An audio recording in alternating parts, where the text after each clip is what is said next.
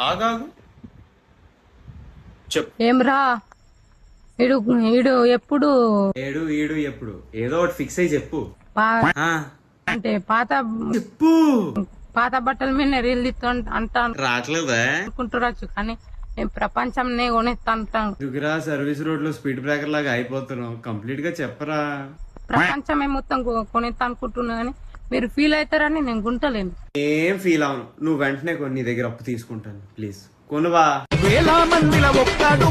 కొను, ప్రపంచం కావాలి. నువ్వే నా జీవితం అంట అనుకున్నా కానీ ఈ జీవితంనే మోసం చేసి అంట అనుకోలే నేను ఆ?